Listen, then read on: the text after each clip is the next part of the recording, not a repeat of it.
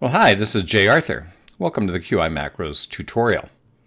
And you'll see here that we can actually click on the QI Macros tutorial button and it will open up this worksheet.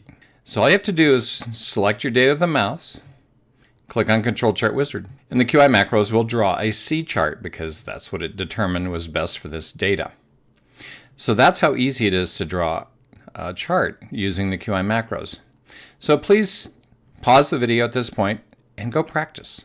So we've run our first chart, the C chart.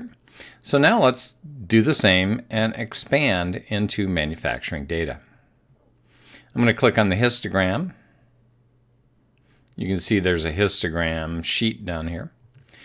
And here's 5 samples. And we're just going to take that data, click on QI Macros, go to histograms, and we're going to use CP and CPK. And I'm just going to let the default spec limits be in here. Upper and lower spec limits. It'll prompt you for a number of bars, and this is calculated for you, but you can adjust it later if needed. And so here's our histogram, and we can see our CP and CPK are both 1, and our PP and PPK are both 1, and that's because of our default limits.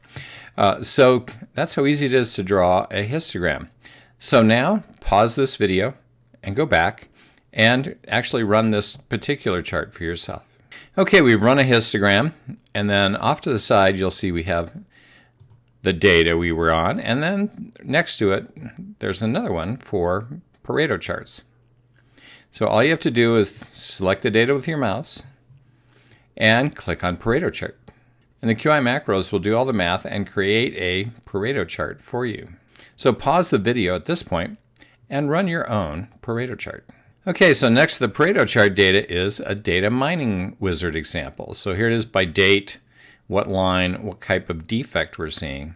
If you click on F1, which is that title, hold down the control key, select defect, and click on data mining wizard, the QI Macros will create an entire improvement project for you.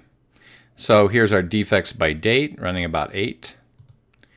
Then it'll drill down and start looking at folded flaps, bent and damaged, carton will not open. It'll look in folded flaps, and line 3 is the biggest contributor to folded flap defects. And then it'll build a fishbone diagram so that you can just get started making improvements on this particular item. Now when you're ready, if you want to do more, you can take our practice data training using Automotive Industry Action Group or the Healthcare Data Guide. Just click on these links and they'll take you to a place where you can start to practice even more. That's the QI Macros, Control Chart Wizard, Pareto Chart, and Data Mining Wizard.